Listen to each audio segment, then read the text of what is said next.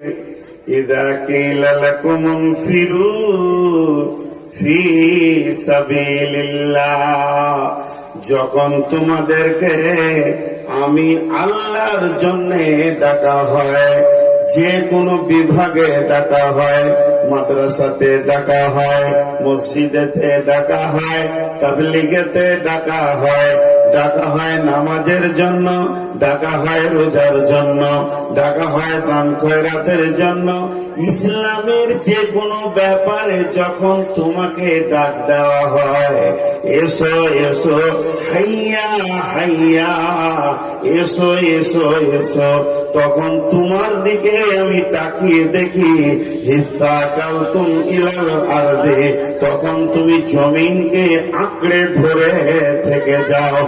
আল্লাহ আবার প্রশ্ন করছেন, আরাজিতুম বিল হায়াতিদ দুনিয়া, ও মুসলমানের দল, ও ইমানের দল, ও নয়নদাগার রাত্রির আজকে সবার শ্রোতার দল, তোমরা কি রাজি হয়ে গেছো দুনিয়াটাকে নিয়ে?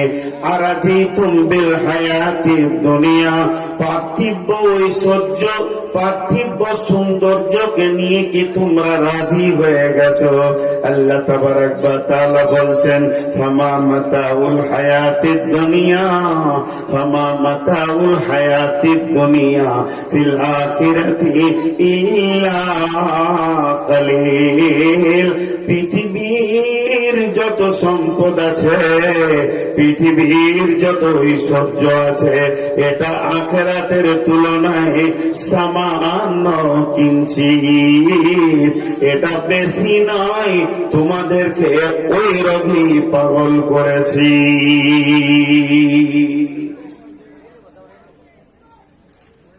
তোমাদেরকে ওই রোগী পাগল করেছে। আজ আমরা পাগল,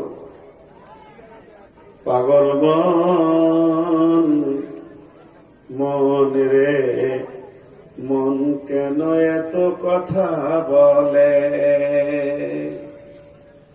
জি আমি বাকে, আমার মনটা বাকে, আজও পারলাম না আমি আমার মনকে চিনিতে। মনকে আমি যতই চাই যে বুঝাইতে, মন যে ততই চায় প্রেমের খায়েশের ঘোড়া ছুটাতে। রে মন, মন কেন এত কথা বলে। এটা গান, কিন্তু এটা বহু আগে শেখ সাদি বলেছেন। শেখ সাদি কি বলেছেন? হামা বা চেহাল সালে উমরে আজি জদ গুজাস, চেহাল সালে উমরে আজি জদ গুজাস, মিজাজে তুজ আলি তিফলি নিগাস, হামা বা হওয়া ও হওয়া সাথে দমে বা মিসালে ন পরদাখতি, মকুন্তা এবার উমরে না পায়দার, মবশায় মনজবাজি ও রোজগার, দিলার কিবনে হাদ খাওয়ানে করম, বসদ নাম দারে জাহানে করম, করম নাম দারে জাহানাত কোনাত, করম নাম দারে জাহানাত কোনাত, আজি যে করমদার। যা বলে বহু পুরাতন কবিতা বলছিলাম। শেখ সাদি কি বলছে দেখেন, চেহাল সালে উমরে আজি যা গুজাস, মিজাজে তুয়ালি তিফলি নিগাস। জীবনের 40টা বছর অতিক্রম তুমি করে দিয়েছ।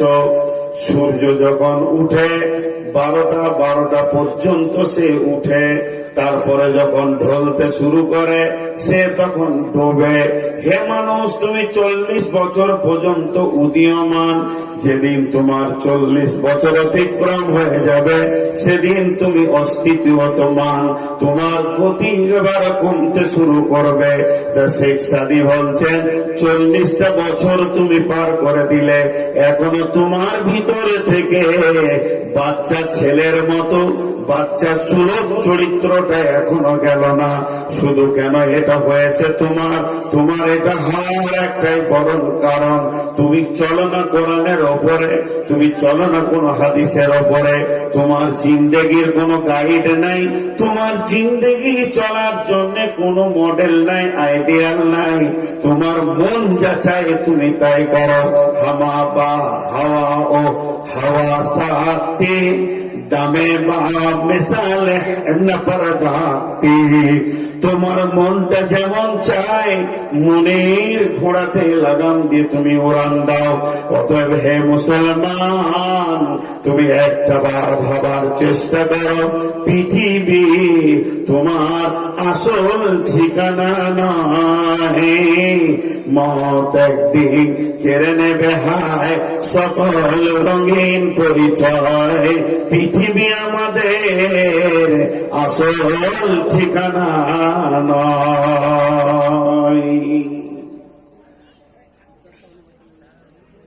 আমাদের রোগ হচ্ছে পৃথিবী, নিশা, নোংরা কথা বলছি, বোতল, এটা পানির বোতল, মদের বোতল খায় মানুষ, ইঞ্জেকশন নেই, আঠা সঙ্গে কত রকম নিশা যে পৃথিবীতে এসেছে, হিরোইন আছে, কিন্তু সব থেকে খতরনাক নেশা কোনটা? শেখ সাদি কি বলছেন? গমে দুনিয়া মখোর কে গম গমে আস, হামা গম হা ফরোতন আজিয়াস, গমে দুনিয়া মখোর কে বেহুদা আস, হিচকা সে দর দুনিয়া নয়া সুদাস, या इलाही बदे तो तौफीकम रहबनुमा जुज़बे थिया तहकीकम। কি বলেন? কোন লোক যদি সকালে মদ খায় বিকালে তার নিশা কেটে যাবে। কোন লোক যদি রাত্রিতে শোয়ার সময় হিরোইন খায় সকালে তার নিশা কেটে যাবে। কেউ যদি বিকালে ইঞ্জেকশন নেয় ঘুমাবার সময় রাতে তার নিশা কেটে যাবে। পৃথিবীর বুকে যত নিশা আছে চিরদিন সঙ্গী হয় না। নিশাগুলো একবার সেবন করা হয় আর একবার কেটে চলে যায়, কিন্তু এমন একটি বোতল আছে বন্ধুরে, যে একবার পান করবে, এই বোতলকে যে একবার সেবন করে নেবে, ওর নিশা কাটানোর আর কোনো সময় নাই। যতদিন ওর কাছে আজরাইল না আসবে অতদিন ওর নিশা কাটবে না। তাই শেখ সাদি বলছেন, গামে দুনিয়া মাখর কে বেহুদা আস, হিচকা সে দর দুনিয়া নয়া সুদাস। দুনিয়া এমন একটা নিশা, দুনিয়ার নিশাটা এত গভীর নিশা, যতজন দুনিয়ার প্রেমে পড়েছে মতের আগে পর্যন্ত দুনিয়া তার পেছন ছাড়ে নাই, তাকে জড়িয়ে ধরে নিয়েছে। অতএব পৃথিবীর সব থেকে জঘন্যতম নিশা হচ্ছে দুনিয়ার নিশা।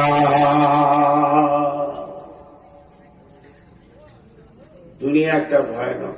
এই তোর মোবাইলের লাইট বন্ধ কর, এটা একটা ভয়ানক নিশা। এই নিশাটা কে খায়? শুধু মাতালে লাই, হাজি গাজী মৌলভী মৌলানা মুফতি মুহাদ্দিস সবাই খায়। ওই নিশাতে আমিও জড়িত। আর দুনিয়ার নিশা জীবনে কাটবে না। একটা উদাহরণ দিলে বুঝি আপনাদের সামনে, উদাহরণটা মন দিয়ে শুনবেন। সাপের সঙ্গে ব্যাঙের বন্ধুত্ব হয়েছে, জীবনে হয় না, গল্পে হয়। তো সাপ ব্যাঙকে বলছে, ভাই তোমার অভ্যাস খুব খারাপ,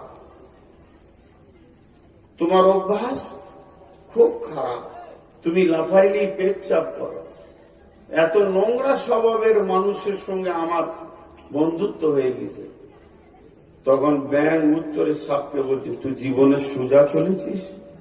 তোর চলনই তো দেখা, তোর জীবনে কোনদিন সোজা চলেছিস? তোর চলনটাই বেকার। হয়ে গেল, দুইজন কথোপকথন করছে, কেঁচড় মেচড় করছে একটা ঝোপে।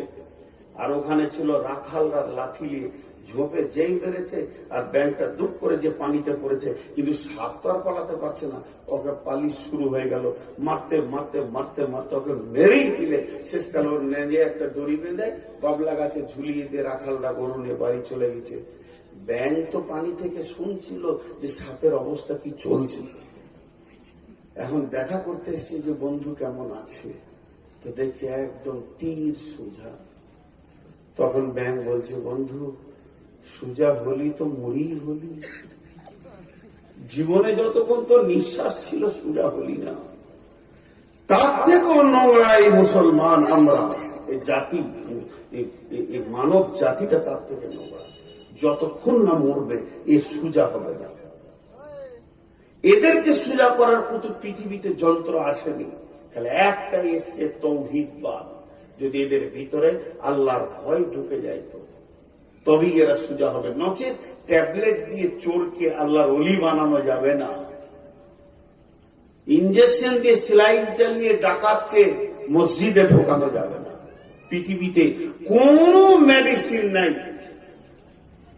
মানুষের দুইটি রোগ, এই রোগটা ধরতে গিয়ে আল্লাহ বলছেন, আরাজিতুম বিল হায়াতি দুনিয়া মিনাল আখিরা ফামা মাতাউল হায়াতি দুনিয়া ফিল আখিরাতি ইল্লা কালিল। এটা একটা দেহ, এর ভিতরে একটা আছে আত্মা। দেহের রোগ আলাদা, আত্মার রোগ আলাদা।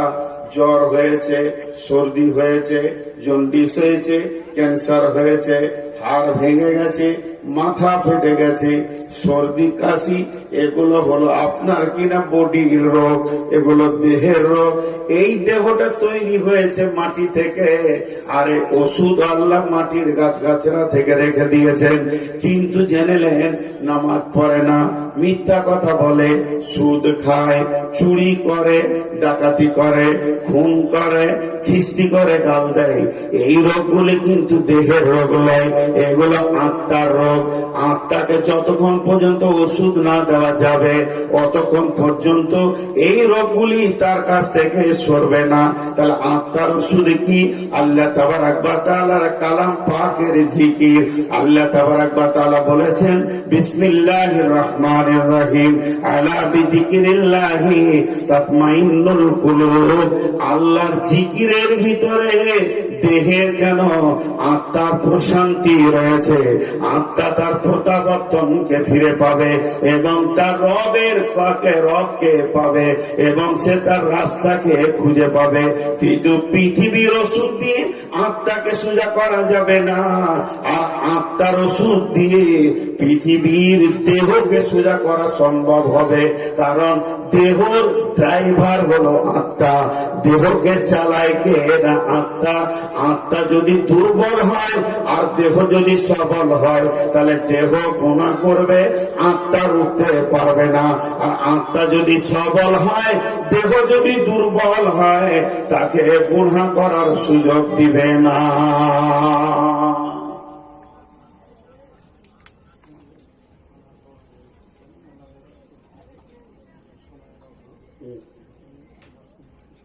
আমি দুটি ছেড়ে দিতে আর এক বছর পাগলা পেয়েছে, মেন্টাল রুগী পেয়েছে না, কোরআনের তৌসিক হতে তোমার দেবদের ছাড়বো বাংলাদেশের মন্ত্রীকে ছাড়ি, একটা কোরআনের তৌসিক চলছে, কোরআনকে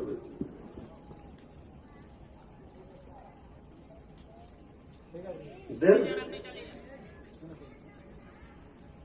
আরে দেন, আপনি দেন, ছাড়েন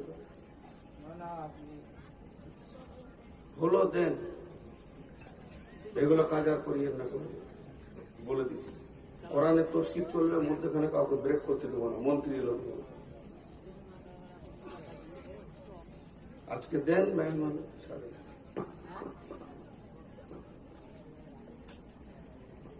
মূল্যবান আলোচনা আপনারা শুনছিলেন। এটা আমাকে মোটেই হতো, আমাকেও ভালো লাগছে না। কিন্তু যখন আমাদের সম্মানিত মেহমান আমাদের কাছে উপস্থিত আছেন, আপনাদের সময়েরও খুবই অভাব। তো যাই হোক, বড়বাবুকে আমি খুব সংক্ষিপ্ত আকারে কয়েকটা উপদেশ বাণী আমাদেরকে দেওয়ার জন্য একটু অনুরোধ করছি।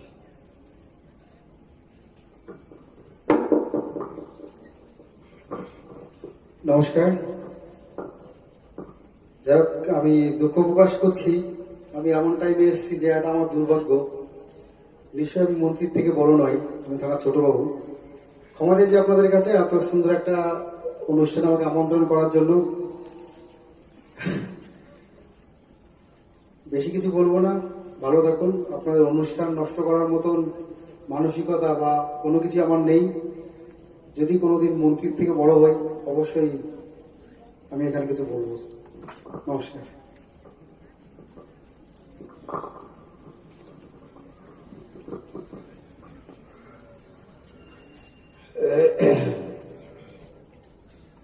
তো আমি আপনাদের সামনে যে কথা বলছিলাম, রোগ দুটা, একটা দেহের রোগ, একটা আত্মার রোগ। পৃথিবীর বুকে দেহের রোগ আচ্ছা, একটা লোক মিথ্যা কথা বলে, মদ খায়, চুরি করে, ডাকাতি করে, খুন খারাপি করে, এটা দেহের রোগ না আত্মার রোগ? আপনারা আমার সঙ্গে কথা বলেন, এটা দেহের রোগ না আত্মার রোগ? আত্মার রোগ। আর যখন ওকে মারে পুলিশে, কোথাও মারে? বডিতে মারে। রোগ করেছে আত্মা, মার খায় দেহ, এই জন্য তো চিকিৎসাই হচ্ছে না। আর বিশ্ব নবী চোর, লম্পট, ডাকাত, বেঈমান, সুদারু, জুয়ারি আত্মাতে হাত দিয়েছে। ওরা আত্মাকে আগে শুদ্ধি করেছে।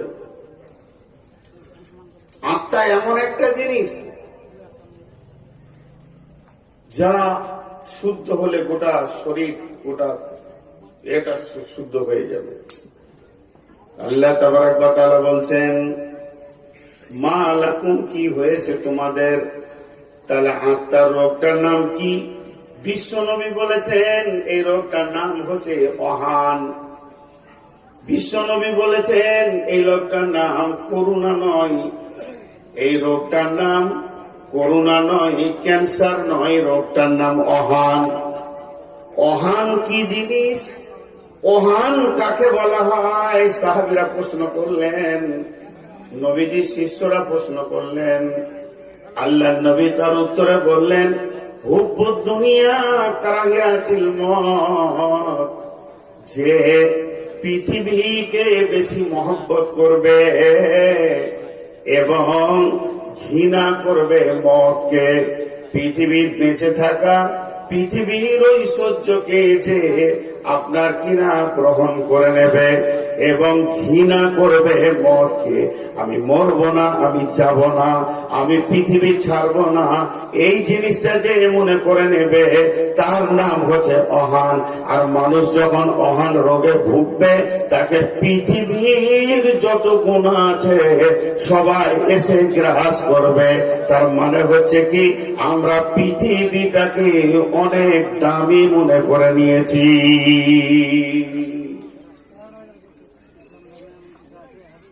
শুধু আপনি নয়, আমিও পৃথিবীটাকে সব থেকে দামি মনে করে নিয়েছি। ভাই, আপনারা বিরক্ত হচ্ছেন নাকি? একটু ধৈর্য ধরেন, 5টা মিনিট। আমি আয়াতের উপরেই আছি। আল্লাহ আবার একটা শব্দ ব্যবহার করলেন শেষকালে, একটা দেখেন, মাতাউল হায়াতিদ দুনিয়া, ফামা মাতাউল হায়াতিদ দুনিয়া ফিল আখিরাতি ইল্লা কালিল। দেখেন, ফামা মাতাউল হায়াতিদ দুনিয়া ফিল আখিরাতি ইল্লা কালিল। দুনিয়ার যত সম্পদ আছে তা হচ্ছে দুনিয়ার যত সম্পদ আছে ফামা মাতাউল হায়াতিদ দুনিয়া ফিল আখিরাতি ইল্লা কালিল, আখিরাতের তুলনায় সামান্য কিঞ্চিৎ। দুনিয়ার যত সম্পদ আছে আখিরাতের তুলনায় সামান্য কিঞ্চিৎ। তাহলে ভাগ করবেন কি করে, কতটা? এই দুনিয়াটা আখিরাতের তুলনায় সামান্য কিঞ্চিৎ কতটা, এর গাদা গাদা গাদা গাদা কথা আছে। 3-4টি বলবো, 3-4টি বলবো মাত্র, আপনাদের কাছে বেশি লম্বা চওড়া বলবো না। জি, আপনারা কি কোনো মন্তব্য করছেন? বলেন, মনে কিছু প্রশ্ন এসছে থাকলে বলেন।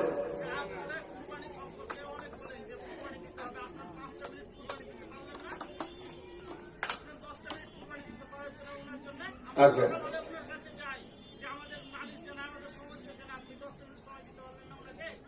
আমি দিইনি সময়।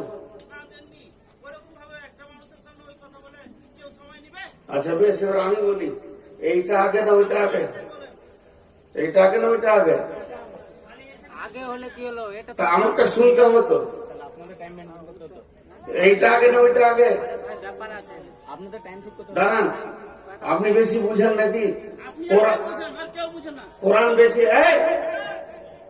দাঁড়ান এখানে, কোরআন বেশি সম্মান রাখে।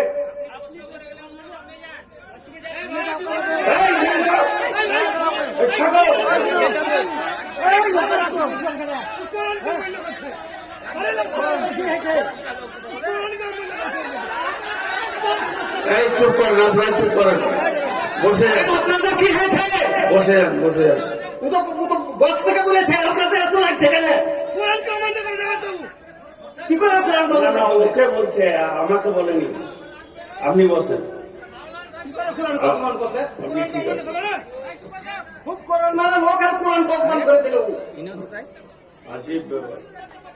আমি বললাম যে কোরআনের তফসির শুরু হয়ে গেলে আমি মাঝে কাউকে দিই না।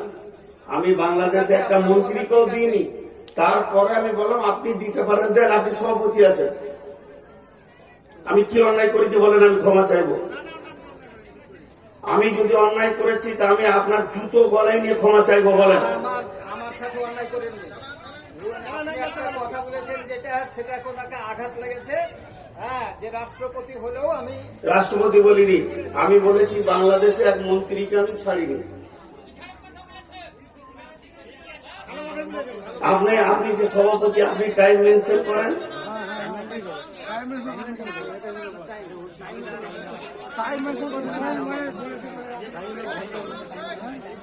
এই জন্য আজকে মুসলমান মার খেয়েছে ভাই। কোরআনের এদের কোনো মূল্য নাই। আমি কোরআনের আয়াত, আমি যদি ভূমিকায় থাকতাম দিয়ে দিতাম, আমার যদি আয়াত করে শেষ হয়ে যেত দিয়ে দিতাম। আমি খালি এতটুকু বলেছি কোরআনের তফসির শুরু করেছি, মধ্যখানে আমি কাউকে দিই না, দিব না বলিনি, দিই না। আমি বাংলাদেশে দিদি এক মন্ত্রীকে, তো আপনি দেন, ছাড়েন, দেন। আপনি বলেন না চালান, আমি বললাম না দেন। 3 বার বলেছি না দেন। আমি তো কিছুই আমার অন্যায় করিনি। আর যদি অন্যায় করেছি তো আমি ক্ষমা চাইছি। আপনি ডেকে নিয়েছেন পুলিশকে, আমি ক্ষমা চেয়ে নেবো কাছে। আপনি তো সভাপতি, আপনি আল্লাহকে জবাব দেবেন, আমার জবাব দেওয়ার নেই। আপনি অত রাখছেন কেন? ঠিকই আছে, তিনি মেহমান, তিনাকে তারপরেও বললাম যে আপনি দেন। আমি তো দুবো না, কথা বলিনি। বিসমিল্লাহির রহমানির রহিম। ফামা মাতাউল হায়াতিদ দুনিয়া ফিল আখিরাতি ইল্লা কালিল।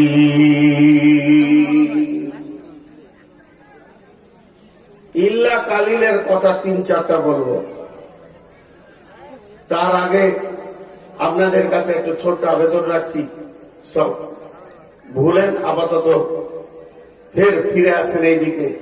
সকলে আমরা বলি আস্তাগফিরুল্লাহাল্লাযী লা ইলাহা ইল্লা হুয়াল হাইয়ুল কাইয়্যুম ওয়া তুবু ইলাইহি। কিন্তু ভাই আমি মনে থেকে চাইনি যে আমি কাউকে বেজ্জতি করি। আমার এটা অভ্যাস স্বভাবগতভাবে বের হয়ে গেছে। যদি আমারটাই ভুল হয়ে থাকে আপনারা রেকর্ড করে শুনিয়ে দেবেন, উনি আসলে ভালো। আমি ক্ষমা প্রার্থী। তবে আমার কাছে কোরআন অনেক ঊর্ধ্বে। তো ইল্লা কালিল, আখেরাতের তুলনায় দুনিয়াটা হচ্ছে সামান্য কিঞ্চিত। দুনিয়াটা সামান্য কিঞ্চিত। সেই সামান্য কিঞ্চিতটা কেমন, দুনিয়াটা কত লম্বা কত চওড়া, এটা বুঝাতে গেলে অনেক কথা আসবে। একজন মুফাসসির বলছেন দুনিয়াটা কেমন, তিনি বলছেন আজান আর একামতের মাঝে যেটুকু সময় রয়েছে এইটাকে দুনিয়া বলা হয়েছে। আজান আর একামত, আজান হয়ে গেছে, তাকবীর হয়ে গেছে, এবার ইমাম দাঁড়িয়ে গেছেন, একামত হয়ে গেছে, ইমাম আল্লাহু আকবার বলে নামাজ শুরু করবে, এই মধ্যখানটা হলো দুনিয়া।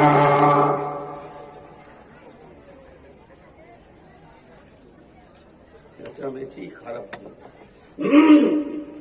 গলাটা গেল। এই মধ্যখানটা দুনিয়া কেমন। এক জায়গায় আমি প্রশ্ন করছিলাম, আজকে সেই প্রশ্নটা করছি।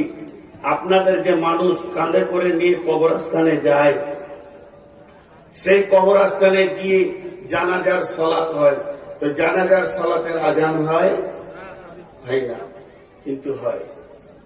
এটা একটা সাইকোলজিস্ট বলছি, কোরআনে, বুখারী, মুসলিম, আবু দাউদ, নাসাইর কথা বলছি না।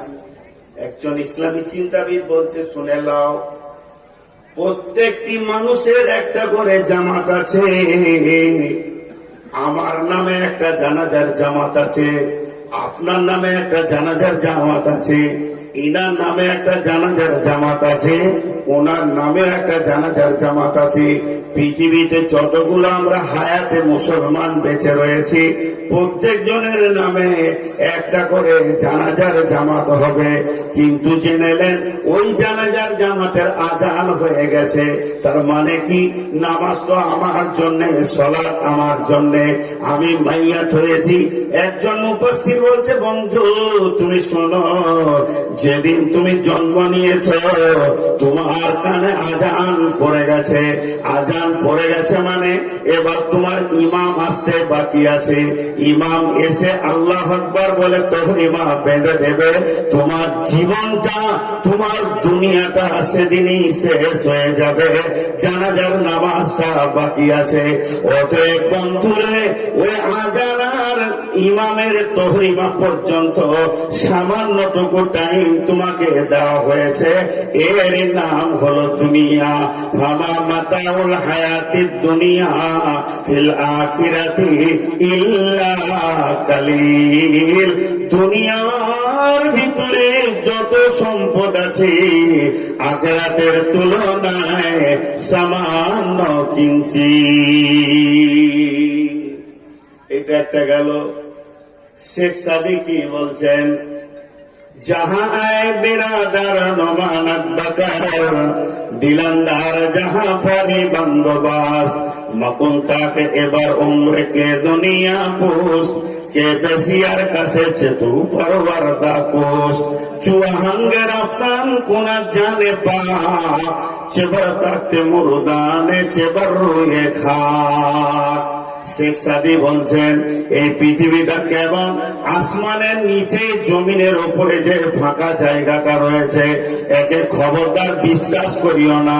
এর প্রেমটা হলো ধোঁকা, এর ভালোবাসাটা হলো ধোঁকা। যাহা আয়ে বেরাদার নোমানাত বাকার দিলান্দার যাহা ফারি বন্দোবাস। এই দুনিয়াটা কেমন ধোঁকা শুনে লাও। যেদিন তোমার জানটা বের হয়ে চলে যাবে, এই দুনিয়া তোমার সঙ্গে তালাক নেবে। একদিন তোমার দাদুকে পাগল করে রেখেছিল, একদিন তোমার বাপকে পাগল করে রেখেছে, আজকে তোমাকে পাগল করে রেখেছে। এমন একটা দিন আসবে, সেদিন জেনে নাও তোমার ছেলে ওই দুনিয়ার পাগলে পড়ে যাবে। নোংরা করে তিনি বলেছেন, এটা একটা বেশ্যা নারীর মতো। এই পৃথিবীর প্রেমে তুমি পড়ে যেও না, কারণ ইমান আর প্রেম ছাড়া কিছু জানে না।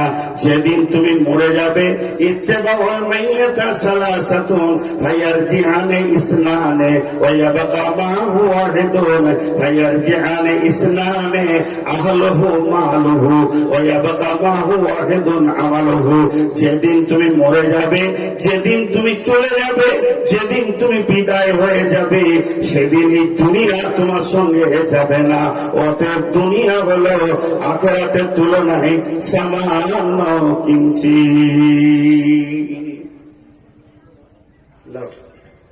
দুনিয়ার মূল্যটা খালি দেখেন, এরকম একটা দুটা 10টা 20টা করে দেখানো যাবে। আরেকজন কি বলেছে জানেন?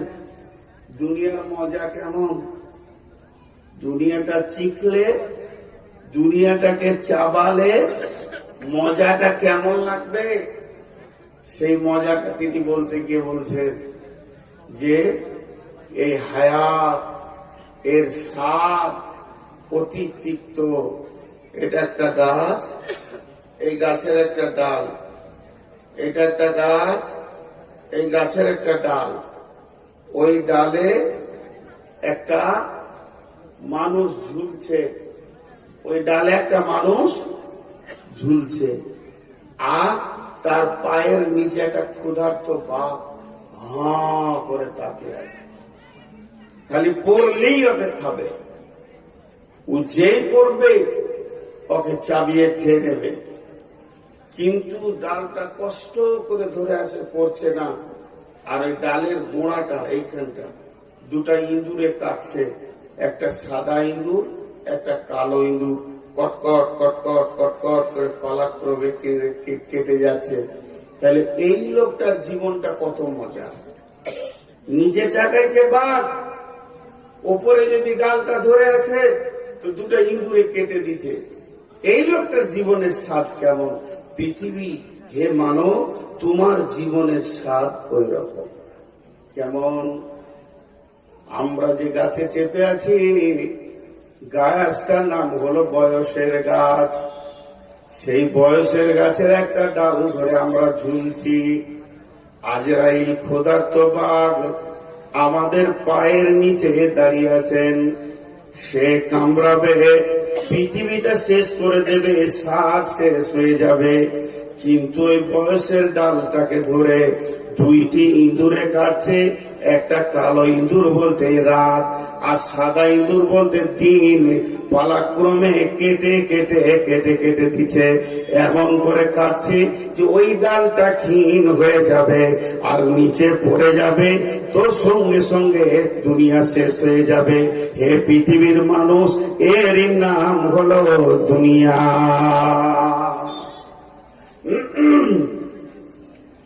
এর নাম হলো দুনিয়া। আজকে আমরা দুনিয়াকে বিরাট মনে করেছি। আমরা কেন, আপনারা সবাই মিলে এক মনে করেছেন। আর আমার মতো একটা বেঈমান মুনাফিক এই দুনিয়াটাকে 99 গুণ আঁকড়ে ধরে রেখেছি। কারণ আমিও দুনিয়াদার হয়ে গেছি। আজকের অবস্থা তাই, আমরা শেষ হয়ে গেছি। পরের আয়াত আল্লাহ কি বলছেন? ইল্লা তানসুরু ইল্লা তানফিরু। এবার হুমকি দিচ্ছেন আল্লাহ। এতক্ষণ বুঝিয়ে বুঝিয়ে বললেন, এবার হুমকি দিচ্ছেন আমাদেরকে, আপনাকে আমাকে সকলকে। ইল্লা তানফিরু ইউআযিবকুম আযাবান আলীমা ওয়া ইস্তাবদিল কওমান গায়রাকুম ওয়া লা তাজুরুহু শাইআ ওয়াল্লাহু আলা কুল্লি শাইইন কাদির। কি বললেন আল্লাহ? যদি তোমরা না বের হও কোরআনকে বাঁচানোর জন্যে, দ্বীনকে বাঁচানোর জন্যে, মসজিদকে বাঁচানোর জন্যে, মাদ্রাসাকে বাঁচানোর জন্যে, যদি তোমরা মুজাহাদা না করো, জান না লাগাও, মাল না লাগাও, সেখানটাকে যদি রিপেয়ার করার চেষ্টা না করো, সোদারুর হাতে যদি না ধরো, আর জুয়ারের পায়ে যদি না ধরো, মাতালের পা দুটি যদি না ধরো, বেপর্দা নারীকে যদি পর্দার কথা না বলো, এক কথায় ইসলাম যে দুর্বল হয়ে গাছটা পড়ে যাচ্ছে, এই গাছটাকে যদি চারিদিক থেকে তোমরা না ধরো, গাছটাকে যদি মজবুত না করো, তাহলে কি হবে শুনে নাও। ইউআযিবুকুম আযাবান আলীমা, তোমাদেরকে আযাবে আলীম দেওয়া হবে। ওয়া ইস্তাবদিল কওমান গায়রাকুম ওয়া লা তাজুরুহু শাইয়্যা, আর তোমার পরিবর্তে অন্য কওমকে দিয়ে আল্লাহ বলছেন আমি দ্বীনের কাজ করে নিব। এটা আমার কাছে কোনো ব্যাপারই নাই, এটা আমার কাছে কোনো নিত্য নতুন ব্যাপার নয়, আমার কাছে কোনো কষ্টের ব্যাপার নয়। আল্লাহু আলা কুল্লি শাইইন কাদির, আমার আল্লাহ সমস্ত জিনিসের উপরে ক্ষমতাবান। এটা কি বুঝলেন? তোরা বের হবি না? আল্লাহ রেগে গেছেন। আমার দিনকে বাঁচানোর ব্যাপারে তোদের ব্রেন মাল শক্তি লাগবে না তো শুনেলে তোদেরকে আগে আযাব দিব। ইউআযিবুকুম আযাবান আলীমা ওয়া ইস্তাবদিল কওমান গায়রাকুম, তোদের পরিবর্তে আমি অন্য কওমকে দিয়ে কাজ করে নিব। ওয়ালা তাজুরুহু শাইয়্যা, এটা আমার কাছে কোনো ব্যাপারই নাই। ওয়াল্লাহু আলা কুল্লি শাইইন কাদির, আল্লাহ বলেন সমস্ত জিনিসের উপরে ক্ষমতাবান। দেখেন আল্লাহ পারেন, আল্লাহ পারেন। আজকে মুসলমানের ছেলে নাক ডাকিয়ে ঘুমাচ্ছে, অন্য কওমের ছেলে ইসলাম কবুল করে ফজরের আজান দিচ্ছে। আল্লাহ পারেন। আল্লাহর কাছে এটা অনেক বড়, অনেক কঠিন ব্যাপার নয়, তবে আমাদেরকে আযাব দেবেন। আযাব কি? দুনিয়াতেও আযাব আছে, আখিরাতেও আযাব আছে। পৃথিবীর আযাব কি? পৃথিবীর সব থেকে বড় আযাব হচ্ছে তোমাদের মনের বিরুদ্ধে তোমাদের রাষ্ট্রনায়ক করে দিব। আল্লাহ তাবারাক ওয়া তাআলা আমাদের মনের বিরুদ্ধে আমাদের রাষ্ট্রনায়ককে করে দেবেন। জি, অ্যাটেনশনটা এইদিকে আছে না অন্যদিকে আছে? আপনাদের না, অন্যদিকে রয়েছে, কারণ স্টেজটা কন্ট্রোল তো আমি করছি, তা আমি তো বুঝতে পারছি, আমার তো একটা আইডিয়া হয়েছে, তো অন্যদিকে অ্যাটেনশন রেখে কোনো লাভ নেই।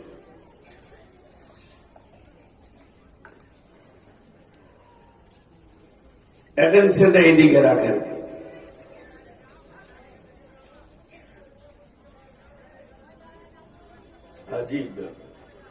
আচ্ছা শোনেন, আপনারা আমার দিকে তাকান।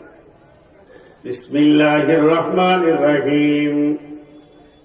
ইল্লা তানসুরুহু ফাকাদ নাসারাহুল্লাহু ইয আখরাজাহুল্লাযীনা কাফারু সানিয়া সানাইনি ইয হুমা ফিল গার ইয ইয়াকুলু লিসাহিবিহি লা তাহজান ইন্নাল্লাহা মা'ানা ফাআনজালাল্লাহু সাকিনাতাহু আলাইহি ওয়া আইয়াদাহু বিজুনুদিন লাম তারাওহা ওয়া জা'আলা কালিমাতাল্লাযীনা কাফারুস সুফলা ওয়া কালিমাতুল্লাহি হিয়াল উলিয়া ওয়াল্লাহু আজিজুন হাকীম। দেখেন ভাই, আবার একটা আয়াত পড়লাম এবং এখানে কয়েকটি তথ্যবহুল কথা আছে, তবে আপনারা মন বসাতে পারছেন না। তার একটা কারণ যে সাইড থেকে একটা আওয়াজ আসছে। তো আমি আপনাদেরকে দুটি কথা বলছি, যারা এখানে বসে রয়েছেন মনটা এইদিকে রাখেন, আর যারা রাস্তায় দাঁড়িয়ে আওয়াজ করছেন, যদি কিছু বলার থাকে, আমি নূর মোহাম্মদ বলছি, আপনি সামনে আসেন, আমাকে বলেন। আমার ভুল হলে আমি ক্ষমা চাইব, আর আমারটা ঠিক হলে আপনি বুঝে নেবেন। বিধায় সাইডে কথা বলে সভাটাকে নষ্ট না করে আপনাকে ভাই বলে ডাকছি, হে আমার ভাই, আপনি এখানে আসেন। সবাই আমরা এক হয়ে যাব। আমার যদি ভুল থাকে, ভুলওয়ালা ব্যক্তি ক্ষমা চাইবে, এটা তো লজ্জার কিছু নয়। তো আমি আপনাকে দাওয়াত দিচ্ছি, সাইড থেকে সভাটা নষ্ট না করে আপনি এখানে আসেন।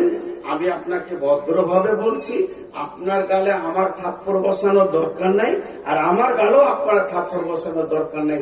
ভুল হয়েছে, কারো একটা হয়েছে, যাই হোক, অতএব আপনি এখানে আসেন, আমি ডাকছি। আর আপনারা মন দিয়ে শুনেন। আর মন দিয়ে শুনবে কি করে, মানে মনটা তো ওইদিকে চলে যাচ্ছে। যদি আপনি না আসেন, আপাতত মুলতবি করে দেন, যে বাড়ি যান আপনারা। আমি খারাপ কথা কিছু বলিনি।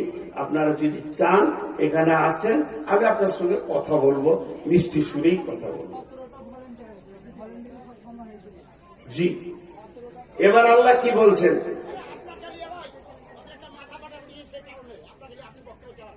এরা ভাবছে অন্য কিছু। আচ্ছা, একটা স্বেচ্ছাসেবকের ছেলের মাথা ফেটে গিয়েছে, ওই নিয়ে ওখানে আলোচনা হচ্ছে। আচ্ছা ঠিক আছে, আলহামদুলিল্লাহ যে খবরটা দিলেন। এখন আমি যে কথাটা আপনাদের সামনে এই আয়াতকে পড়ছি, এটা আমার শেষ আয়াত। আজকে যে 3টে আয়াত পড়েছি তার মধ্যে এটা শেষ আয়াত। একটু ধৈর্য ধরেন, একটু সবর, একটু ধৈর্য। সেটা কি?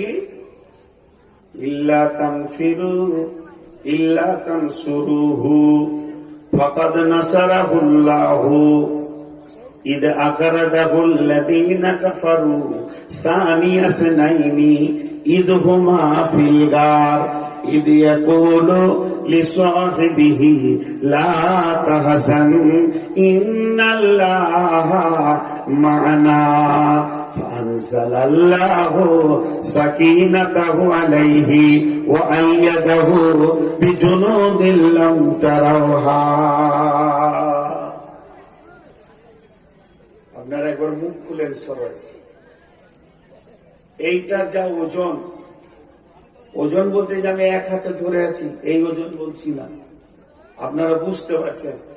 এইটা যা ওজন আমরা কেউ বহন করতে পারবো? সবাই বলি পারবো?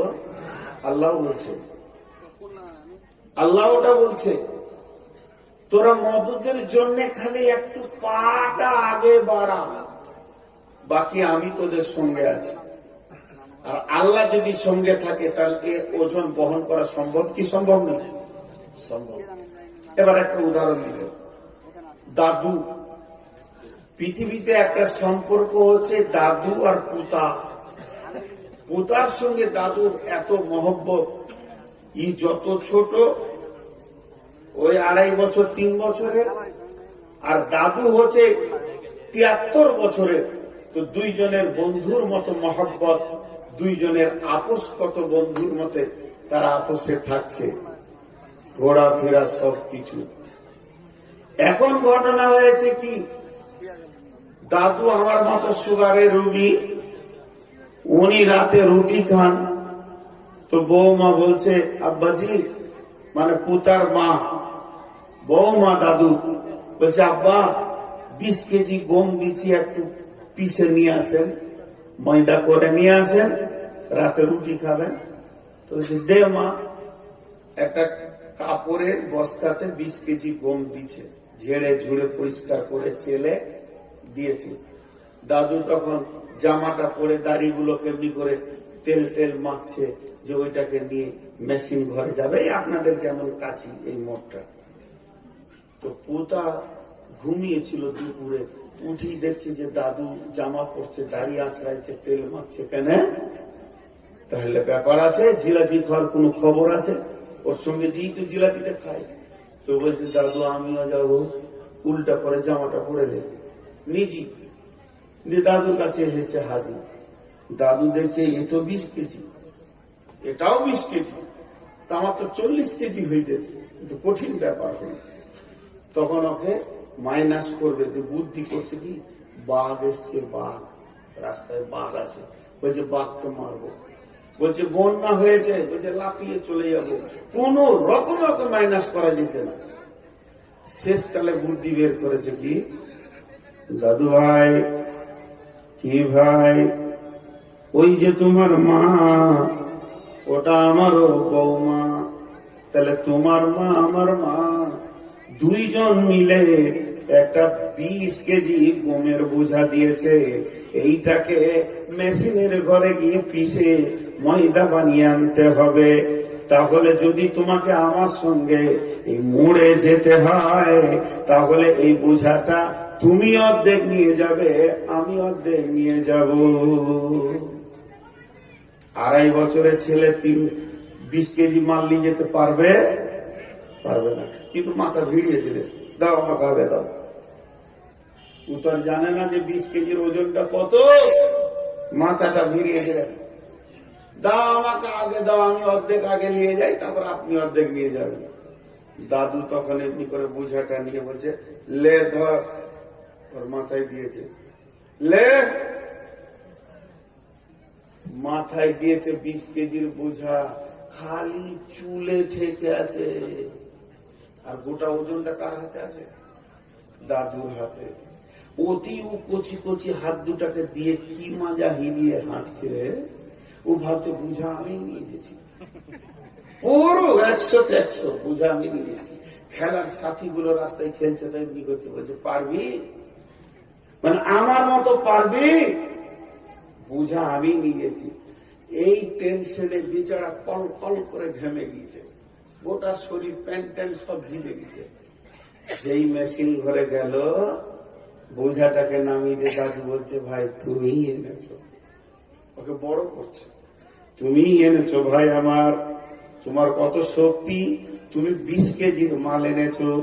এখন আমার আটাটা পিসা হোক চাই না হোক, কারেন্ট থাকুক চাই না থাকুক, আমি রাতে রুটি খেতে পাই চাই না পাই, তুমি যে এসেছো জিলিপির লোভে, আগে তুমি জিলিপি লাও, আগে তুমি পাঁপড় লাও, তোমার প্রাপ্যটা আমি আগে মিটাবো, তারপরে আমি আমার কাজ করব।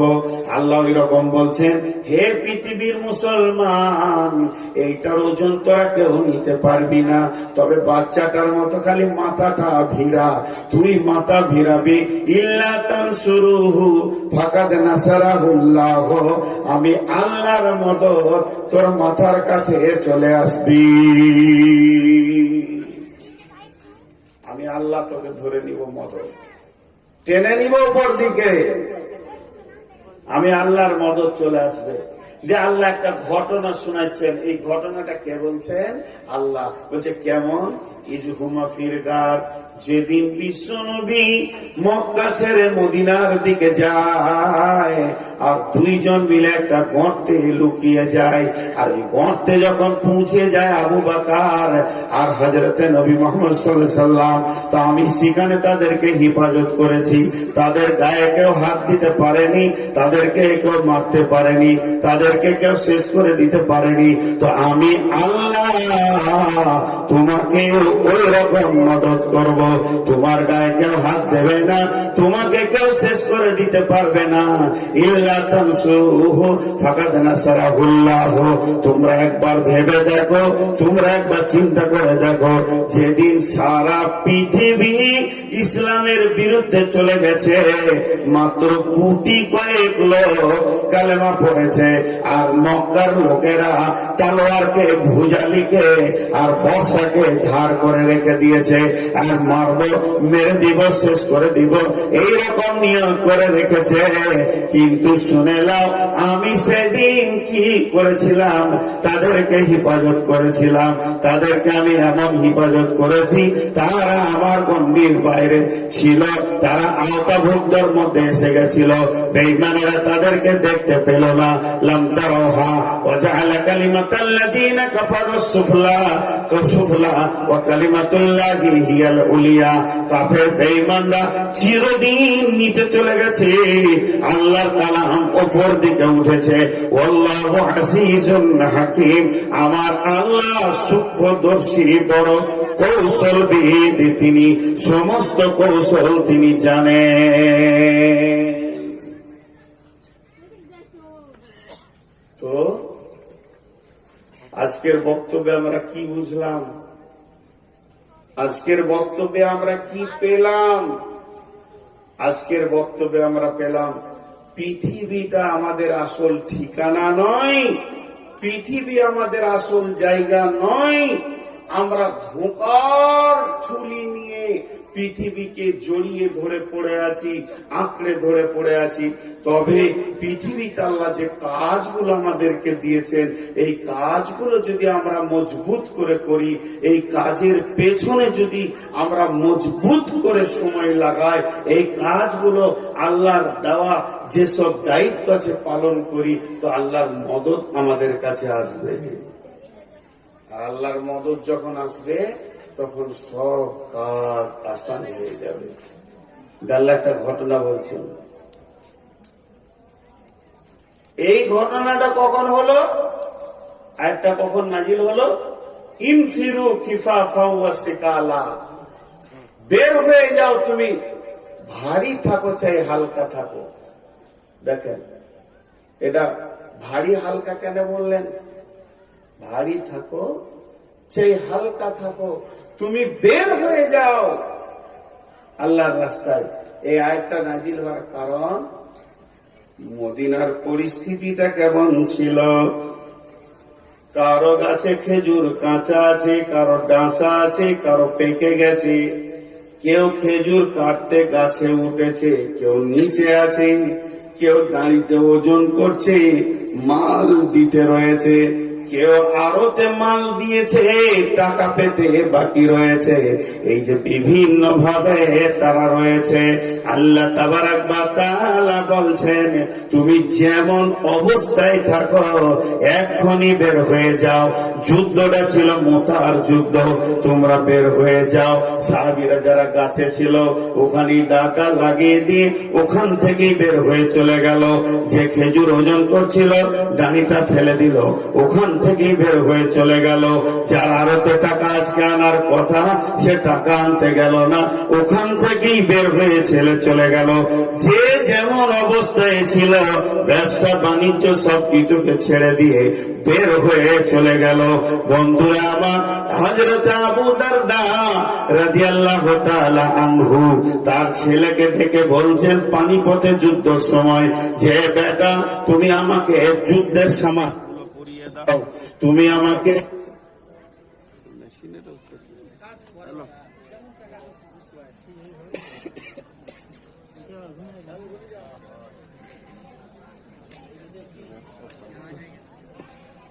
বসেন বসেন বসেন বসেন বসেন।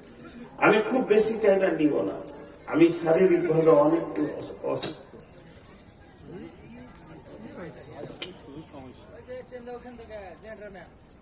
উঠিয়েন না ভাই আমার, যার শেষ ভালো তার সব ভালো। 10-15 মিনিট বসেন, বেশিক্ষণ লাগে। 10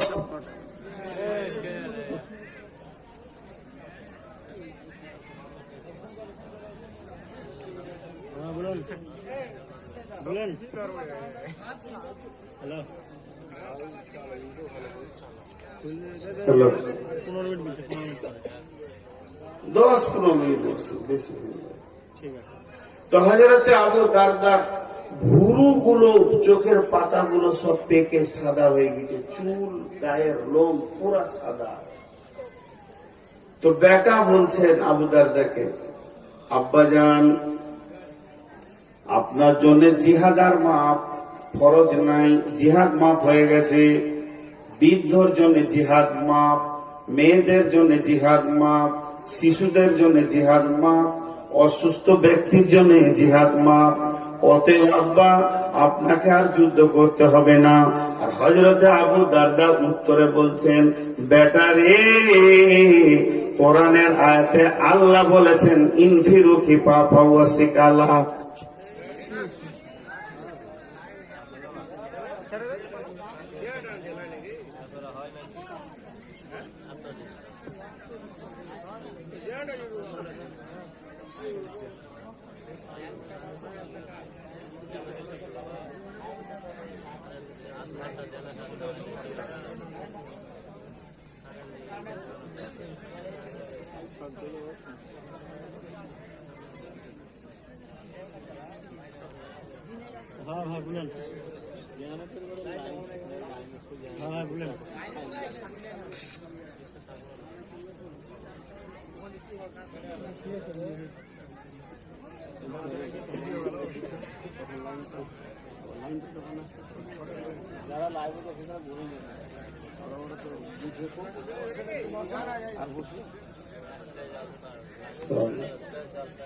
ভাই আপনি যদি জেনারেটর চালিয়েছেন তো আর বন্ধ করিয়েন না, লাইন এলেও বন্ধ করিয়েন না।